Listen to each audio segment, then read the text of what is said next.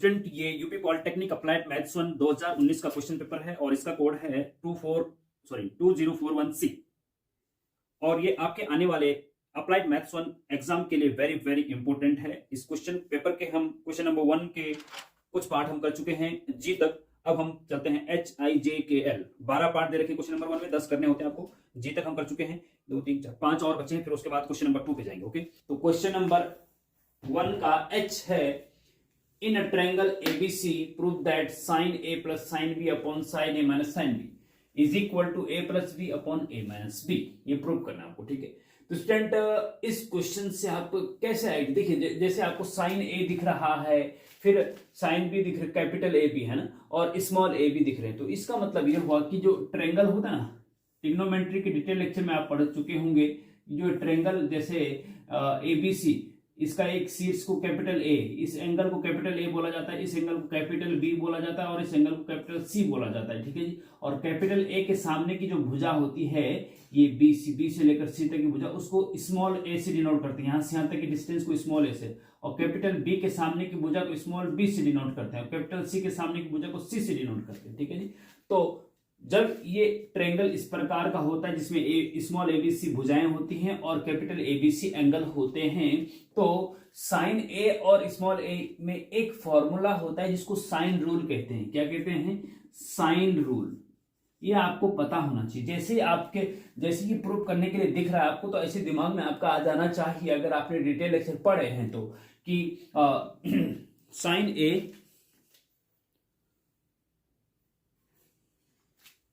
हाँ, detail lecture पढ़े हैं तो आपको दिमाग में आ जाना चाहिए कि साइन A, साइन B और स्मॉल a b c आ रहा है, तो इसका मतलब साइन रूल लग रहा है। अगर आपके दिमाग में साइन रूल है तो साइन रूल क्या होता है स्टूडेंट? साइन रूल होता है कि sine A upon small a is equal to sine B upon small b is equal to sine C upon small c। जहां कैपिटल ABC तो एंगल है ट्रायंगल के, और स्मॉल ABC साइड से भुजाएं हैं। ये है जी साइन रूल। ये आपको याद रखना है, तभी आप इस क्वेश्चन को कर सकते हैं, ठीक है। क्योंकि देखिए ना, इस साइन रूल में भी ABC और स्मॉल ABC यहाँ पे भी हो यार, तो इसका मतलब साइन रूल लग सकता है। अब देखिए, इसको थोड़ी देर के लिए अगर के मान लिया, लेट के मान लो अगर, तो हमें sine A sine B sine C बराबर क्या मिलेगा, है ना। तो देखिए स्टूडेंट, इसको हम ऐसा कर सकते हैं, क्वेश्चन जब इसको सॉल्व करेंगे ना, तो इसको ऐसा सॉल्व कर सकते हैं कि वी नो दैट, हम जानते हैं कि by sine, we know that by sine rule, by sine rule क्या जानते हैं आप? कि sine A upon A is equal to sine B upon B is equal to sine C upon C is equal to, हम K मान लेते हैं जी, हाँ, लेट, ठीक है ना।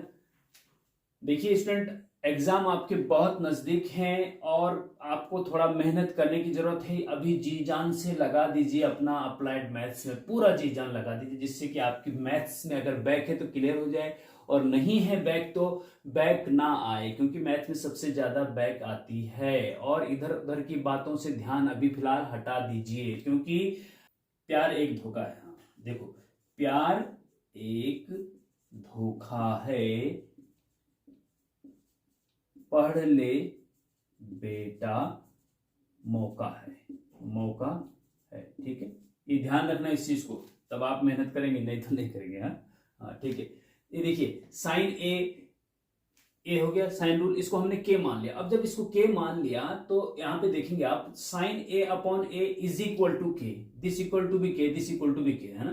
तो sine A upon A equal to k है, तो साइन A बराबर क्या होगा? साइन A बराबर क्या होगा बताइए? A का मल्टीप्लाई यहां होगा ना, साइन A इक्वल टू के अगर है तो साइन A बराबर A के होगा, क्या होगा? A के होगा, है ना। कॉमा साइन B बराबर क्या होगा अगर दिस इक्वल टू दिस मान लें, क्योंकि दिस इक्वल टू दिस है ना, जब ये इसके बराबर है, इसके बराबर, तो ये भी इसके बराबर होगा। साइन B बराबर क्या मिलेगा आपको? B के मिलेगा, क्या मिलेगा?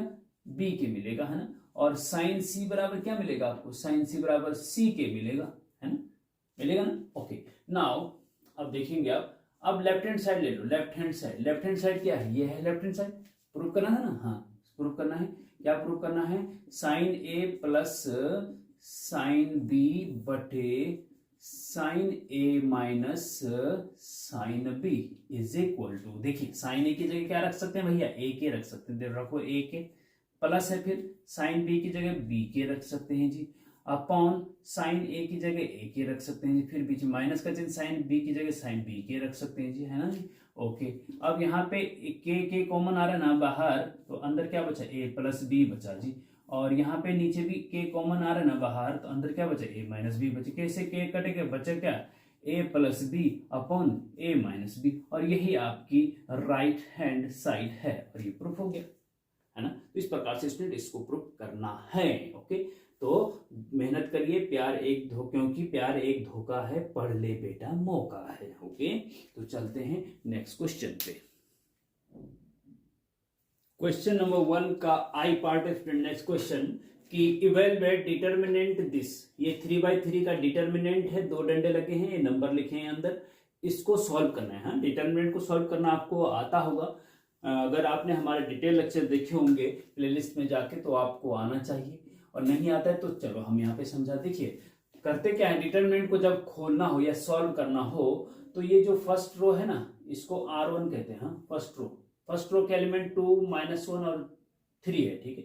तो सबसे पहले फर्स्ट रो का पहला एलिमेंट लेते हैं प्लस के साथ, दूसरा एलिमेंट माइनस के साथ, तीसरा एलिमेंट प्लस के साथ, ठीक है। पहला प्लस, दूसरा माइनस, फिर प्लस, ठीक है। इस चीज का ध्यान रखिए, फर्स्ट रो का पहला एलिमेंट प्लस के साथ लेते हैं तो +2 है ना, तो +2 लिखो या ना लिखो, या लिख भी दो तो कोई दिक्कत नहीं। हाँ, +2, और फिर इस फर्स्ट रो का पहला एलिमेंट लेंगे 2 है ना, तो प्लस लेंगे इसको, +2, प्लस माइनस प्लस, पहला एलिमेंट प्लस का लेते हैं, दूसरे को माइनस, फिर तीसरा प्लस, ठीक है। तो पहला प्लस और 2, और इस 2 से होकर जाने वाले रो और कॉलम को छुपा दो, जो बचेगा उसको डिटरमिनेंट के अंदर लिख दो। क्या बचा, ये बचा ना 3, 11, -2 और 1। ओके, ध्यान से देखना। हाँ, फिर दूसरा एलिमेंट जब लेते हैं इसको माइनस के साथ लेते हैं, माइनस, और फिर माइनस एलिमेंट -1 और ऑलरेडी है ही भैया, तो ये वैसे माइनस माइनस प्लस हो जाएगा, लेकिन चलो हमने माइनस तो लेना ही था और एलिमेंट माइनस था तो वो भी ले लिया, ठीक है। फिर इस -1 से होकर जाने वाले रो और कॉलम को छुपा दो। क्या बचा, 1, 11, 1, 11, 3, 1, 11, 3, 1। ओके, फिर प्लस माइनस, फिर प्लस, और फिर ये एलिमेंट, ये प्लस ही है 3, तो 3 लीजिए। हाँ, फर्स्ट रो का लास्ट एलिमेंट ले लिया प्लस के साथ, ठीक है। इससे होकर जाने वाले रो कॉलम को छुपा दीजिए, तो बचा क्या, 1, 3, 3, -2, 1, 3, 3, -2। ओके, समझ रहे बात को, समझ रहे ना। ओके, ठीक है। अब सॉल्व आगे करो, इज इक्वल टू +2 है ना, तो +2 को प्लस लिखो या ना लिखो कोई फर्क नहीं, 2 लिख दिया मैं। हाँ, अब 2/2 का डिटरमिनेंट 3/3 का था, ये 2/2 में चेंज हो गया, 2 रो और 2 कॉलम, 2/2 से। हाँ, तो 2/2 का एलिमेंट डिटरमिनेंट को कैसे सॉल्व करते हैं कि लेफ्ट के टॉप से, लेफ्ट का टॉप क्या है, 3 है, इससे मल्टीप्लाई करते हैं राइट के बॉटम में, फिर बीच में माइनस का चिन्ह आता है, और फिर लेफ्ट के बॉटम से मल्टीप्लाई करते हैं राइट के टॉप में, ठीक, ऐसे सॉल्व करते हैं। अच्छा चलो, ये ब्रैकेट, बड़ा ब्रैकेट लगा दो, 2 तो बाहर है, 3 का मल्टीप्लाई 1 के साथ, 3 × 1, फिर माइनस चिन्ह बीच में, -2 × 11, ठीक है, ये बंद कर दो ब्रैकेट, समझ गए। ओके, फिर यहां माइनस माइनस क्या हो रहा है, प्लस हो रहा है, प्लस का 1 हो रहा है जी। हाँ, बड़ा ब्रैकेट, अब 1 का मल्टीप्लाई 1 के साथ, 1 का मल्टीप्लाई 1 ब्रैकेट में रखो, फिर बीच में माइनस का चिन्ह आता ही आता है, ठीक है। 3 का मल्टीप्लाई 11 के साथ, ठीक है, ब्रैकेट बंद कर दो, फिर +3 आ गया जी आपका, फिर इसमें बड़ा ब्रैकेट, 1 का मल्टीप्लाई -2 के साथ, फिर बीच में माइनस का चिन्ह आता है, 3 का मल्टीप्लाई 3 के साथ, 3 का मल्टीप्लाई 3 के साथ, जैसे ये पे यहाँ पे क्या ना, ऐसे इन दोनों का करेंगे, ठीक है, ब्रैकेट बंद, ठीक है।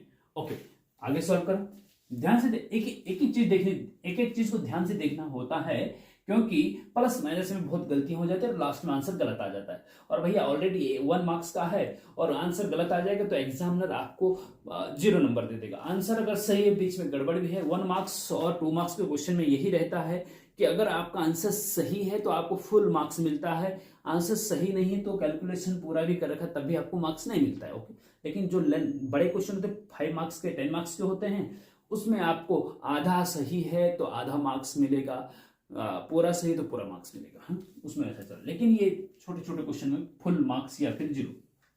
ओके, 2 बाहर है जी, बड़ा ब्रैकेट, सॉरी 2 है जी, हाँ 3 नहीं है 2 है। 3 और 1 का मल्टीप्लाई करेंगे तो 3 आएगा, है ना। और यहाँ देखो -2 और 11 का मल्टीप्लाई करेंगे कितना आएगा, 11 दूना 22, -11 सॉरी -22, और -22 और माइनस का मल्टीप्लाई करेंगे तो माइनस माइनस प्लस, तो प्लस का 22 हो जाएगी। इस चीज का ध्यान रखिए, यही गलतियां हो जाती है यहाँ, कभी कभी आप माइनस लिख देंगे तो गड़बड़ हो जाएगी। फिर अभी तो प्लस है तो प्लस में 3 और 2 25 हो जाएगा, लेकिन अगर यहाँ पे माइनस आ गलती से लिख दिया आपने तो -19 हो जाएगा, तो गड़बड़ हो जाएगा ना, फिर सारा क्वेश्चन गलत हो जाएगा। इसलिए इस चीज का ध्यान रखना होता है कि -2 का मल्टीप्लाई 11 से किया आपने तो आपको -22 मिला, ब्रैकेट में -22 और माइनस बाहर है तो -22 और माइनस का मल्टीप्लाई प्लस का 22 हो जाता है। ठीक है, ओके, +1 ये है जी आपका। अब 1 का मल्टीप्लाई 1 हो गया, -3 11 3 33 हो गया।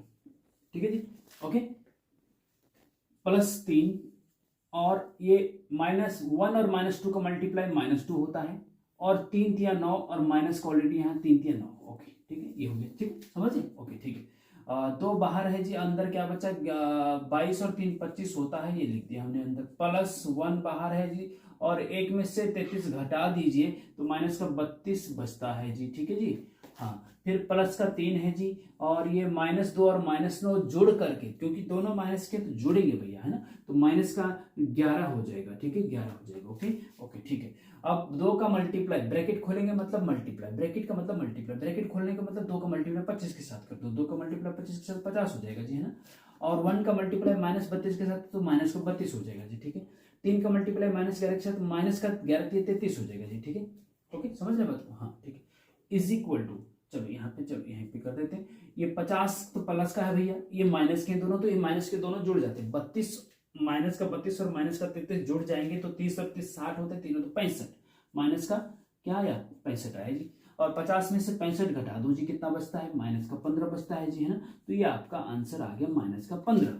ओके, तो इस प्रकार से स्टूडेंट ध्यान से समझना पड़ता है ना, तो समझ में आ जाएगा आपको। ओके, तो चलते हैं नेक्स्ट क्वेश्चन पे।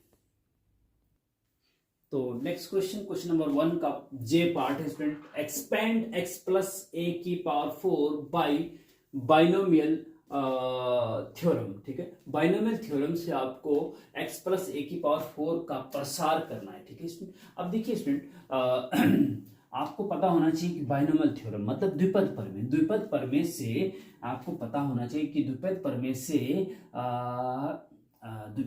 से x + a⁴n का प्रसार आपने पढ़ा होगा, नहीं पढ़ा हो तो डिटेल लेक्चर प्लेलिस्ट में जाके देख लीजिए, बाइनोमियल थ्योरम की डिटेल लेक्चर हमने बना रखे। ठीक है, x + a⁴n का प्रसार कैसे करते हैं, देखिए ध्यान से देखना, जब ये समझ में आ गया तो ये आसानी से या कोई सा भी आप आसानी से कर सकते हैं। x + a⁴n, तो देखिए NC0 जो पावर होती है ना यहाँ पे, उससे शुरू करते हैं, n है पावर तो n से शुरू करेंगे, NC0, और जो ये पहला पद होता है, ये पहला पद है x, दूसरा पद है a। पहला पद जो होता है x की पावर, वो होता है c के ऊपर वाले से नीचे वाले को घटा देना। x की पावर क्या होती है, c का ऊपर वाला माइनस नीचे वाला, हाँ, n-0। ठीक है, इनटू सेकेंड पद है a, और उसकी पावर होती है c के नीचे वाला। ध्यान रखेंगे, ओके, ध्यान से देखना, सब कुछ समझ में आएगा आपको। अगर अभी तक आपने कुछ नहीं समझा तो अभी भी समझ जाएंगे 100%, जरा कंसंट्रेट रहिए आप। ठीक है, उसके बाद एक पद होकर दूसरे पद में NC1 आएगा, क्योंकि NC0 के बाद 1 आता है, फिर 2 आता है, फिर 3 आता है, ऐसे चलेगा क्रम। हाँ, पहले वाले में NC0 था, तब NC1 हो गया। ठीक है, अब x की पावर क्या होगा, x की पावर ऊपर वाला माइनस नीचे वाला, जैसे यहाँ पे ऊपर वाला माइनस नीचे वाला, और a की पावर क्या होगा, दूसरे वाले पद की पावर जो नीचे वाला है। ठीक है, ये होगा, तो a की पावर बढ़ती जा रही है और x की पावर घटती जा रही है, क्योंकि पहले 0 घटाए, तब 1 घटाए, तब 2 घटाएंगे तो और कम ये बढ़ते, a की पावर बढ़ रही है, 0 1 आगे 2 आएगा, प्लस नेक्स्ट NC क्या बताइए, NC क्या, हाँ NC2, राइट, हाँ, ये 1 के बाद 2 आएगा ना, और x की पावर बताइए क्या, this minus this n minus 2 और a की पावर क्या 2, नीचे वाला। अब समझ में आ रहा है ना? Okay.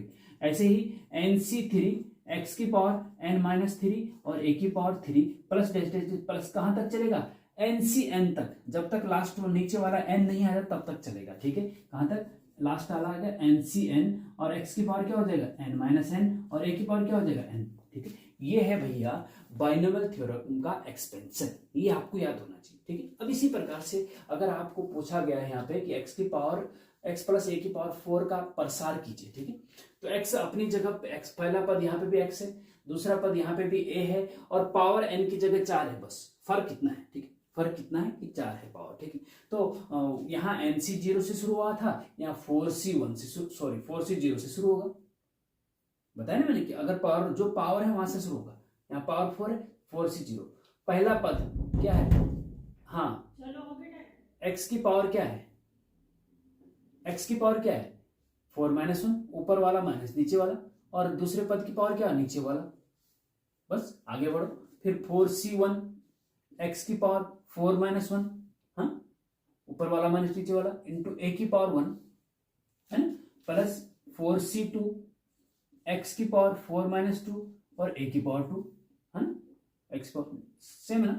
Okay, plus 4C3 x की पावर 4 माइनस 3 और a की पावर 3 प्लस 4C4 और 4C4 x की पावर 4 माइनस 4 और a की पावर 4। आगे जाएगा नहीं जाएगा। देखिए हमने कहा ना, जब लास्ट नीचे वाला ऊपर वाले के बराबर आ जाता है तो वहीं पे रोक दिया जाता है। तो n यहाँ पे 4 आगे नीचे वाला ऊपर वाले के बराबर, तो यहीं पे रोक दिया जाएगा। ठीक है जी, तो ये आपका आंसर हो जाएगा। प्रसार करना था इसका, बस हो गया जी, प्रसार हो गया। अब देखो पद कितने हैं, एक बीच में प्लस है, फिर 2, फिर प्लस 3, 4 और 5 पद है। ठीक है, जब पावर 4 होती तो पदों की संख्या 5 होती है, जब 5 होती तो पदों की संख्या 6 होती है, पावर 10 होती है तो पदों की संख्या 11 होती है, जो पावर होती है उससे ज्यादा एक ज्यादा होती है पदों की संख्या। ठीक है, कभी कभी ऐसा भी पूछा जाता है कि इस प्रसार में कितने पद है। ठीक है, लेकिन माइनस होगा तो तब थोड़ा सा इनफाइनाइट आ जाता है, वो अलग बात है। ठीक है, ओके, तो इस प्रकार से स्टूडेंट इस क्वेश्चन को भी आप कर लीजिए। चलते हैं नेक्स्ट क्वेश्चन पे। तो next question student, question number 1 का k, if y equal to x की power 5 plus 7x cube plus 5x square plus 7x plus 9, then find y4। y4 निकालना है आपको, क्या निकालना है, y4। y दे रखा है, y4 निकालना है। ठीक है, अब y4 क्या होता है ये आपको पता होना चाहिए। देखिए y तो ये है, ठीक है, अगर y से y1 निकालना है तो y1 का मतलब होता है कि जो आपको y दे रखा है ना, जो आपको y दे रखा उसका डिफरेंशिएशन कर दो विद रिस्पेक्ट टू x। जो y दे रखा उसका डिफरेंशिएशन कर दो विद रिस्पेक्ट टू x, तो ये हो जाएगा आपका dy बटे dx, ये होता है y1। ठीक है, याद रहेगा, डिफरेंशिएशन में डिटेल लेक्चर नहीं पढ़े तो पढ़ लीजिएगा, इसलिए मैं बता रहा हूं। y2 का मतलब है कि जो dy y1 है उसको एक बार फिर डिफरेंशिएशन करो, y1 जो है उसका एक बार फिर डिफरेंशिएशन करो। तो जब y1 dy बटे dx इसका फिर से डिफरेंशिएशन करेंगे दूसरी बार, तो ये d2y अपॉन dx स्क्वायर हो जाता है। ठीक है, डिफरेंशिएशन के डिटेल लेक्चर में आपने पढ़ा होगा। ठीक है, इसी प्रकार y3 जो होता है वो होता है dqy अपॉन dx क्यूब, मतलब 3 बार डिफरेंशिएशन करना। हाँ, इसका y4 का मतलब होता है 4 बार डिफरेंस d की पावर 4y अपॉन dx की पावर 4। ठीक है जी, तो कहने का मतलब ये है हमें y4 निकालना है, मींस की 4 बार डिफरेंशिएशन करना है, d की पावर 4y अपॉन dx की पावर 4 निकालना है 4 बार। हाँ, तो जो ये y की वैल्यू दे रखी है उसको 4 बार डिफरेंस, तो डिफरेंशिएशन एक बार डिफरेंशिएशन करेंगे, differentiation with respect to x, तो y1 बराबर हो जाएगा, y1 मतलब dy बटे इसको y का डिफरेंशिएशन विद रिस्पेक्ट टू इसके dy बटे dx, y1 निकलेगा, है ना, dy बटे dx ही y1 होता है, ये समझ लीजिए। ठीक है, इज इक्वल टू, अब इसका डिफरेंशिएशन करो with respect to x, x की पावर 5 का डिफरेंशिएशन क्या होता है। देखिए आपको हमने बताया डिटेल लेक्चर में कि x की पावर n का differentiation with respect to x अगर करना हो तो जब वेरिएबल की पावर कांस्टेंट होती है जो कांस्टेंट होता है वो आगे आ जाता है, जो पावर में कांस्टेंट होता है ना वो आगे आ जाता है और x की पावर एक कम हो जाती है। तो x की पावर n का डिफरेंशिएशन होता है n इंटू एक्स की पावर n-1। ठीक है। अब यहां पे क्या होगा, x की पावर 5 है, मतलब वेरिएबल की पावर कांस्टेंट है, तो जो मैंने कहा ना यहाँ पे कि जो पावर में कांस्टेंट है वो आगे आ जाता है, ये डिफरेंशिएशन का रूल है, याद कर लीजिए अगर नहीं पता तो। हाँ, वैसे पता होना चाहिए। 5 आगे आ जाएगा और x की पावर 1 कम हो जाएगी, मतलब 5 माइनस 1, तो सीधे हम 4 लिख देते हैं। 5 माइनस 1 नहीं लिख रहे हैं हम यहाँ पे। हाँ, हम क्योंकि 5 माइनस 1 आप 4 होता है इसलिए हमने 4 लिख दिया। हाँ, 5 पावर आगे आ जाती है और एक पावर कम 1 हो जाती है, ठीक है। प्लस यहाँ पे भी सेम वही चीज कि 7 तो पहले कांस्टेंट है तो फिक्स रहेगा, लेकिन x की पावर 3 का होगा। x की पावर 3 का क्या होगा, 3 आगे आ जाएगा और एक पावर कम हो जाएगी, मतलब 2 रह जाएगी। है ना, तो जब 3 आगे आ जाएगा तो 3 का मल्टीप्लाई 7 के साथ हो जाएगा, तो 7 के 21 और x की पावर रह जाएगा 2। समझ रहे, ओके। प्लस यहाँ 5 तो फिक्स है अपना कांस्टेंट है, उसको नहीं छेड़ना है। एक्स स्क्वायर का डिफरेंशियल क्या होगा, 2 आगे आ जाता है एक पावर कम हो जाता है, मतलब 2x हो जाएगा। 2x हो जाएगा इसका डिफरेंशियल, और 5 ऑलरेडी है तो 5 दूना 10x, ठीक है। प्लस यहाँ पे x की पावर 1 है, 1 आगे आ जाएगा और उसकी पावर 1 कम हो जाएगी, मतलब x की पावर 0 रह जाएगा, और x की पावर 0 1 होता है, तो मतलब x का डिफरेंशिएशन 1 हो जाएगा। x का डिफरेंशिएशन क्या होता है, 1 होता है, पता होना चाहिए आपको। और 7 अपनी जगह पे है तो x का डिफरेंस 1, तो 7 × 1 7 रहता है, ठीक है। अच्छा, अब 9 जो है, 9 कांस्टेंट राशि है, कांस्टेंट का डिफरेंशिएशन हमेशा 0 होता है भैया, कोई सा भी कांस्टेंट हो, ठीक है। कांस्टेंट उसको कहते हैं जिसमें x नहीं होता है, ठीक है। तो ये 0 + 0 लिखो या ना लिखो कोई फर्क नहीं पड़ता, हम नहीं लिख रहे हैं, ठीक है। Okay okay, employees. अब हम चलते हैं y2 निकालते हैं। y2 क्या होता है, y2 का मतलब इसका फिर से डिफरेंशिएशन एक बार, y1 का differentiation with respect to x, ठीक है जी। अब 5 तो फिक्स है भैया, x की पावर 4 का क्या होगा, 4 आगे आ जाएगा, एक पावर कम हो जाएगी, तो 4 x की पावर 3 हो जाएगा, और 5 × 4 5 को 20 और x की पावर 3 रह जाएगा, ठीक है। ध्यान से देखना। प्लस यहाँ पे 21 तो फिक्स है, एक्स स्क्वायर का 2x हो जाएगा, 2 आगे आ जाता है ना, और x की पावर 1 रह जाती है, तो 2x हो जाएगा, और 21 × 2x, 21 दूना 42 2x हो जाएगा। हाँ, 42x, सॉरी 42x, 2x नहीं, 2 का 21 के साथ गुना होगा ना, तो 21 दूना 42x हो जाएगा, ठीक है। प्लस 10x, x का डिफरेंस 1 होता है, यहाँ 10 बचता है, 7 कांस्टेंट है, 0 हो जाएगा, ओके। चलते हैं जी नेक्स्ट, y3 निकालना है। y2 के बाद y3, मतलब y2 का फिर से डिफरेंशिएशन करो तो y3 निकलेगा, है ना। तो 20 तो फिक्स है भैया, 3 आगे आ जाता है, तो 3 x की पावर 3 का डिफरेंशियल 3x² हो जाएगा, 3 आगे आ जाएगा, यहाँ 2 पावर हो जाएगी, है ना। तो 3 जो आगे आ जाएगा उसको 20 के साथ मल्टीप्लाई होगा, 20 3 60x² रह जाएगा, ठीक है जी, ओके। प्लस अब यहाँ x का डिफरेंशिएशन 1 होता है, यहाँ 42 रह गया जी, ठीक है, और 10 कांस्टेंट है उसका 0 हो गया जी, ठीक है जी। अगेन फिर से y4 निकालो जी, मतलब y3 का एक बार फिर डिफरेंशिएशन करो जी, ठीक है जी। अब 60 तो फिक्स है, x² का डिफरेंशिएशन 2x होता है, तो 2x हो गया, और 60 के साथ 2 का मल्टीप्लाई करेंगे तो 60 × 120x हो गया, ठीक है जी। और 42 का डिफरेंशिएशन कांस्टेंट है क्योंकि इसका डिफरेंस 0 होता है, तो y4 क्या आएगा, 120x आ गया, तो y4 ही निकालना था आपको। आंसर ये है जी आपका आंसर आपका आया 120x, ओके। तो चलते हैं नेक्स्ट क्वेश्चन पे। कोई दिक्कत हो रही है तो आप कमेंट करके पूछ सकते हैं। Next question student, question number 1 का L, ये क्वेश्चन नंबर 1 का लास्ट क्वेश्चन है। L 12वां क्वेश्चन है, 12 में से आपको 10 करने होते हैं, okay. Evaluate cos theta plus iota sine theta की whole power 5 into cos theta minus iota sine theta की होल पावर 4, इसको सॉल्व करना है।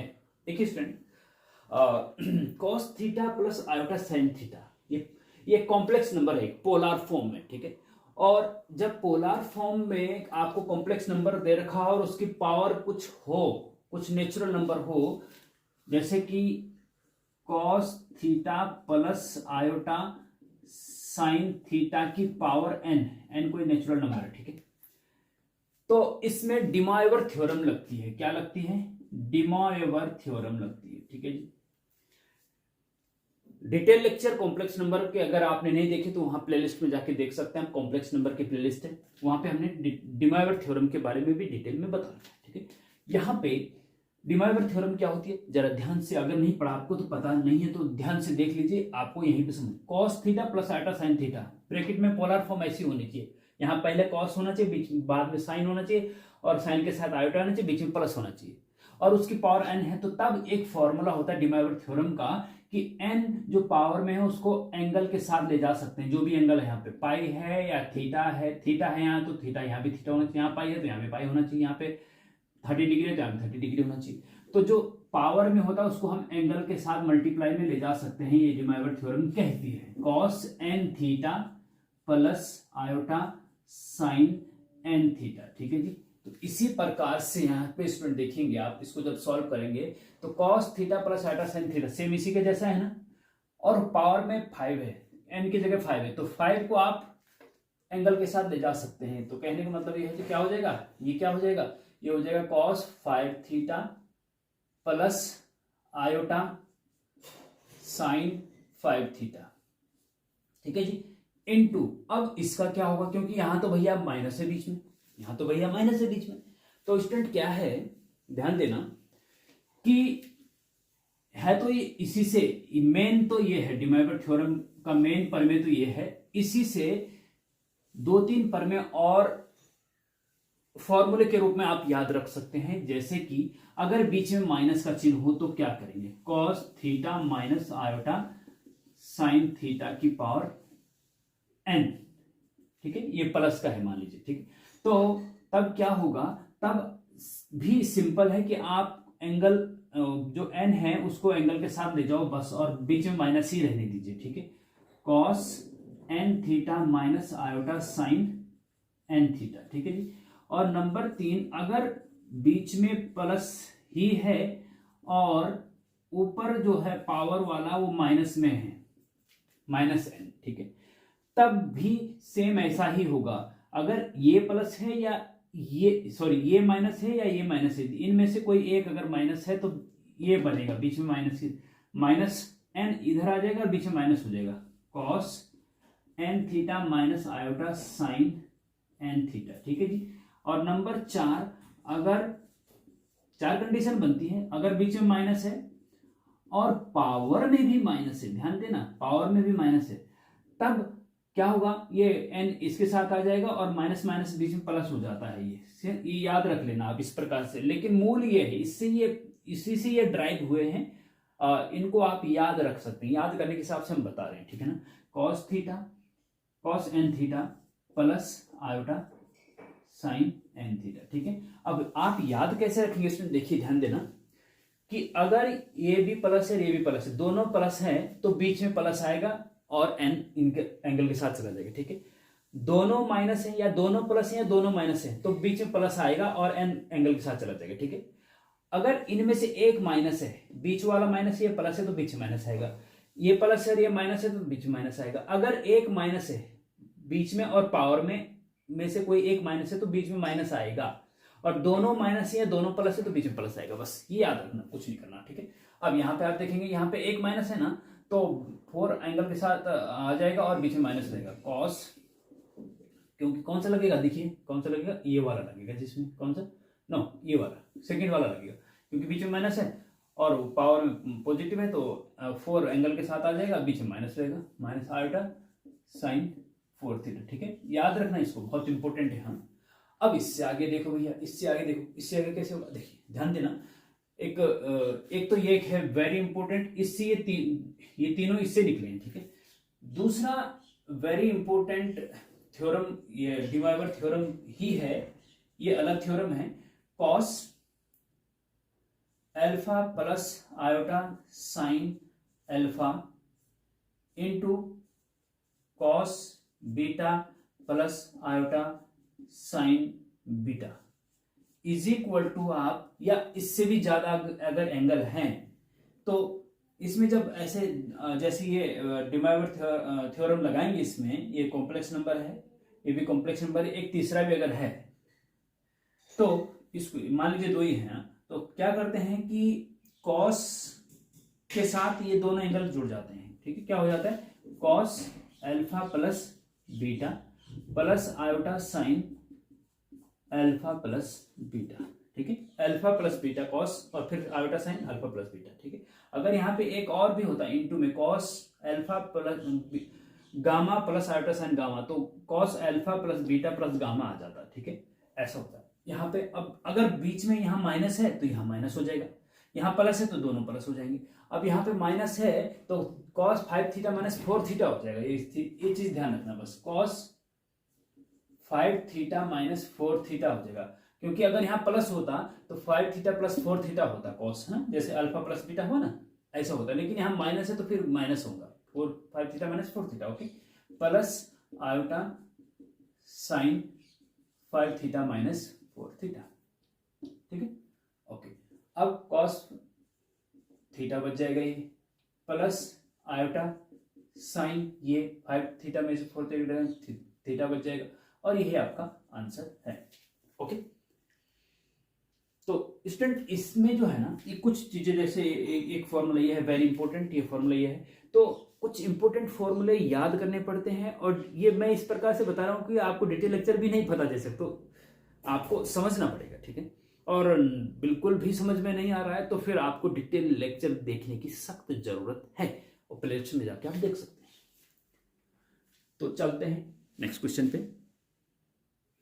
तो next question student question number 2 है, और ये answer any 5 part of the following. 7 part दे रखे क्वेश्चन नंबर 2 में, उसमें से आपको 5 पार्ट करने हैं, और एक क्वेश्चन 2 मार्क्स का है तो 10 मार्क्स का होगी, ठीक है जी। इसका ए पार्ट है कि इवेलुएट 0.123 के ऊपर डॉट लगे हैं, ठीक है, मतलब 0.123 के, इस पे ऐसा भी होता है कभी कभी 0.123 के ऊपर बार या 23 के ऊपर डॉट लगे होते हैं, जैसे यहाँ पे लिखा हो, ठीक है जी। क्वेश्चन पे आपके यहाँ पे डॉट लगे, डॉट का मतलब होता है कि जिन पे डॉट लगे हैं वो नंबर रिपीट हो रहा है बार बार, ठीक है जी। कहने का मतलब ये है कि जो ये नंबर है ना, इसको आप ऐसा भी लिख सकते हैं 0.1, तो 1 पे तो डॉट नहीं है या बार नहीं है, इन दो और 3 पे डॉट है या बार है, तो उसका मतलब बार बार रिपीट हो रहा है। 2-3 के ऊपर बार, इसको बार कहते हैं, डॉट भी लिखा होता है कहीं कहीं पे, ठीक है ना। तो 2-3 के ऊपर बार का मतलब है कि वो नंबर बार बार रिपीट, 2-3 मतलब 23 रिपीट हो रहा है, 2-3। इसको अगर यहां से ऊपर से बार हटा दें तो ऐसा लिखा जाता है, फिर इसको 2-3 2-3 2-3 2-3 2-3 2-3 डेस इनफाइनाइट तक जाता है, ठीक है जी। तो इसको ऐसा लिख सकते हैं, कहने का मतलब ये है, ठीक है। अब बात यह है कि इसको सॉल्व करना है कि एक फ्रैक्शन के रूप में लाना है इसको, ठीक है, फ्रैक्शन के रूप में, जैसे 1/9 है ना, 1/9 है ना, तो 0.0 लगा दो, 10 हो गया, 10 एकम 9 एकम 9, ठीक है, एक बचा, फिर 10 लगाओ, 10 एकम एक एक एक एक एक चलता जाएगा, 0.1111 इनफाइनाइट तक जाएगा। और इसको अगर हम फ्रैक्शन के रूप में लिखेंगे तो 1/9 होता है इसका मान, ठीक है। ऐसे ही इसको आपको फ्रैक्शन के रूप में बदलना है। तो स्टूडेंट इसका बहुत इंपॉर्टेंट और इजी शॉर्टकट तरीका मैं पहले आपको बताऊंगा, उसके बाद जो आपके बुक में जीपी के ज्योमेट्री प्रोग्रेशन से क्या क्या उसको बताऊंगा, ठीक है। तो पहले मैं शॉर्टकट बताना चाहूंगा आपको। फर्स्ट मेथड कैसे करते, देखिए, जो भी नंबर है 0.123 के ऊपर बार है या डॉट है, जो भी है कोई दिक्कत नहीं, इसको जब फ्रैक्शन के रूप में बदलना हो तो बार हटा के पूरा नंबर लिखो, दशमलव भी हटा दो, एक पॉइंट दशमलव पे बार, हाँ दशमलव वो बार हटा के पूरा नंबर,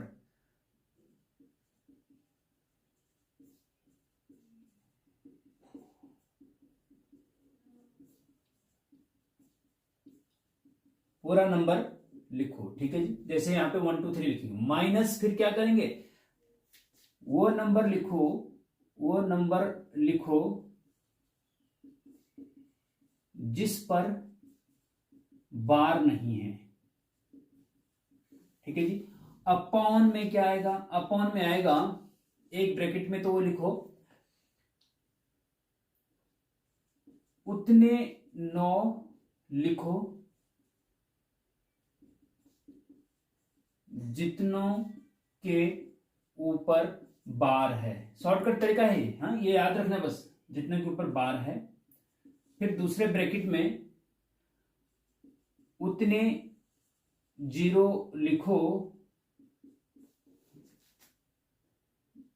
जितनों पर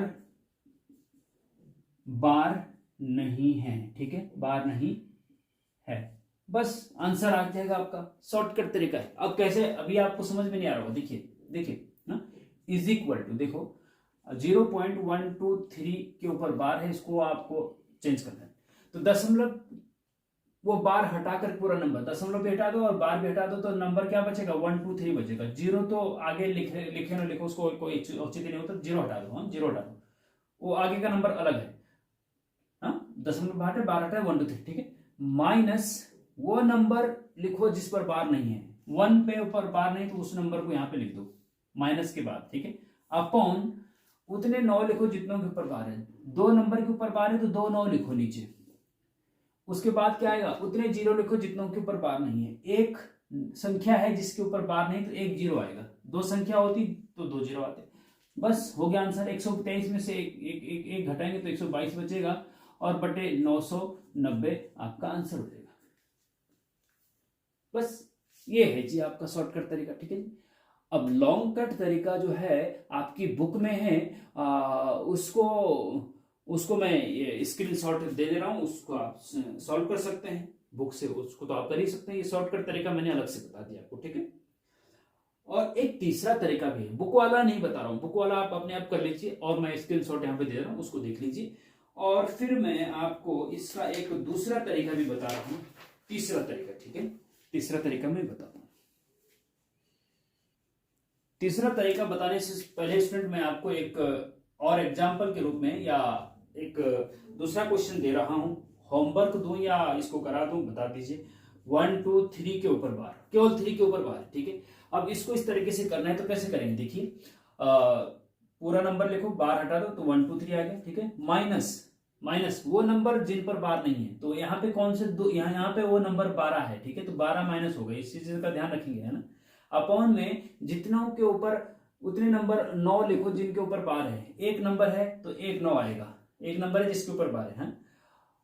और उसके बाद उतने जीरो लिखो जितनों के ऊपर बार नहीं है, तो 2 नंबर ऐसे हैं 1 और 2 जिनके ऊपर, तो 2 जीरो आएंगे जिनके ऊपर बार नहीं, तो बस ये आपका आंसर आ गया। 123 में से 12 घटा दो तो 111 बचता है और बटे 900 हो जाएगा, ठीक है जी। और ये 3 से कट रहा है, ठीक है, 3 से कट रहा है, 3 3 9 9 और 2 11 21, 3 7 21 और 3 3 9, ठीक है जी। तो ये 37 बटे 300 हो गया, ठीक है आंसर। ऐसे कर सकते हैं इसको। अब इस क्वेश्चन को हम दूसरे तरीके से करते हैं, ये होमवर्क में आप उसको उस तरीके से कर लेना दूसरे मेथड से, ठीक है ना। ओके, तो स्टूडेंट इसको अगर थर्ड मेथड से करना है तो कैसे करेंगे, ध्यान से देखिएगा। जो भी अब नंबर आपको, उसको मान लेते हैं हम x, let x is equal to 0.123 के ऊपर बार या डॉट, हाँ, तो इसको आप लिख सकते हैं 0.1232323, ठीक है। इसको, इस नंबर को हमने x मान लिया, ठीक है। अब इसमें अगर हम दोनों साइड 10 से मल्टीप्लाई कर दें, क्या करें, 10 से मल्टीप्लाई कर दें तो 10x हो जाएगा, इधर 10 से मल्टीप्लाई इज इक्वल टू, यहां पे 10 से मल्टीप्लाई करते हैं तो दशमलव एक स्थान राइट साइड खिसक जाता है। 100 से मल्टीप्लाई करते हैं तो 2 प्लस राइट साइड खिसक जाता है, होता है ना, ये पढ़ा होगा आपने बचपन में, हाँ। तो 10 से मल्टीप्लाई करने पे पॉइंट यहां हो जाएगा, क्या हो जाएगा ये फिर 1.23232323, ठीक है, ठीक है। इक्वेशन 1 मान लो, ठीक है। अब यहां पे हम इसमें फिर से 100 का मल्टीप्लाई, अभी 10 का किया फिर 100 का क्यों किया, हम क्यों कर रहे हैं, 10 का ही क्यों नहीं कर रहे हैं। 100 का इसलिए कर रहे हैं स्टूडेंट कि अगर हम 100 का मल्टीप्लाई करते तो 0.2 स्थान खिसक जाएगा, 10 का करेंगे तो 0.1 स्थान खिसकेगा, तो 12 और जो रिपीट वाला नंबर है वहां गड़बड़ी हो जाएगी। अगर वहां पे 10 से मल्टीप्लाई करते हैं तो यहाँ हो जाएगा 12.3232323, तो 2 3 एक साथ रहना चाहिए, हाँ, 2 3 एक साथ, क्योंकि रिपीट ये हो रहा है ना, ये रिपीट हो रहा है, तो दशमलव ये रिपीट हो रहा है, ये 2 3 हो रहा है, 2 3 एक साथ हो रहा है, तो 23 एक साथ रिपीट हो रहा है, ठीक है। तो हमें 100 का मल्टीप्लाई करना पड़ेगा जिससे यहाँ पे आ जाए, फिर 2 3 ही रहेगा फिर से, हाँ। तो 100 का मल्टीप्लाई इक्वेशन 1 में बोथ साइड करें, यहाँ 100 का मल्टीप्लाई करें तो यहाँ 1000 हो जाएगा, हाँ, 1000x हो जाएगा, इज इक्वल टू यहाँ 100 का मल्टीप्लाई करें 0.2 स्थान राइट साइड खिसक जाएगा, तो ये हो जाएगा 123, है 0.232323 ये चलता जाएगा, ठीक है ना, इक्वेशन नंबर 2, ठीक है ना। ओके, अच्छा जी, अब देखिए, अब जरा यहाँ पे जरा इंटरेस्टिंग हो जाता है, ध्यान से देखिएगा। ये तो चलो 1000 है, 1000x, ठीक है, इज इक्वल टू 123.232323। तो इसको हमें कुछ ऐसा करना है जिससे कि ऐसे इसके जैसा बन जाएगी, क्योंकि उसकी जगह हम 10x रख सकते हैं ना फिर, क्योंकि ये तो रिपीट हो रहा है।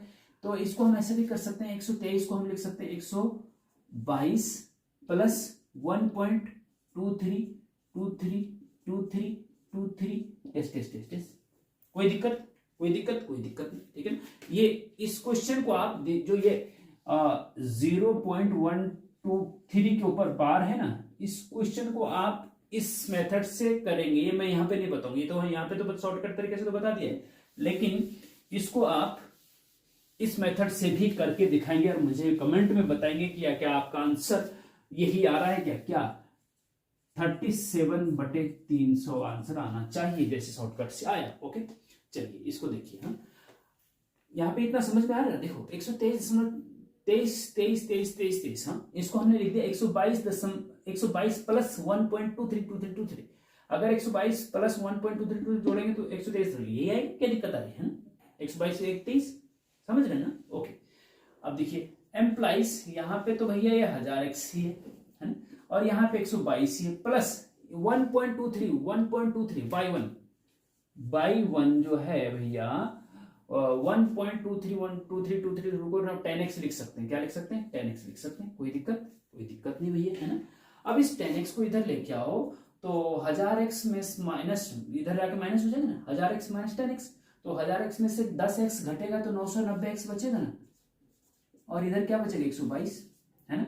और यहां से x बराबर क्या हो जाएगा 122/990, और उसका आंसर भी 990 आया था पहले शॉर्टकट मेथड से भी, 122/990 आया था, है ना। और x बराबर मतलब ये है ना, x यही तो है, x क्या है, x है आपका जो हमने माना था 0.123 के ऊपर बार, इज इक्वल टू 122/990, ठीक। तो एक मेथड ये भी है, तो 3 मेथड हमने आपको बता दिए हैं, जिस मेथड से आप करना चाहिए आपकी मर्जी, ठीक है। तो चलते हैं नेक्स्ट क्वेश्चन पे। तो स्टूडेंट नेक्स्ट क्वेश्चन हम नेक्स्ट लेक्चर में आपको लेके आएंगे, तब तक के लिए इसको बहुत अच्छे से कर लीजिए। उसके बाद जो नेक्स्ट क्वेश्चन है वो है वेक्टर से है, और फिर इसका सी पार्ट नेक्स्ट जो क्वेश्चन है वो आपका ट्रिग्नोमेट्री से है। तो सारे क्वेश्चन एक एक करके कराएंगे। अगर ये क्वेश्चन आपने बहुत अच्छे से कर लिए तो जो भी क्वेश्चन आपका आने वाला, क्वेश्चन पेपर आपका आने वाला है वो इसके आसपास ही आएगा, ठीक है। तो बहुत अच्छे से मेहनत करिए, ठंड का मौसम है, सर्दी से बचिए, अपना थोड़ा सा रजाई गद्दा प्रॉपर ले करके कंबल उसमें बैठ के पढ़िए, और आगे वीडियो लगा दीजिए और पेन कॉपी हाथ में रखिए और बहुत अच्छे से समझिए, मेहनत करिए, तो 100% आप पास हो जाओगे। Okay, thank you.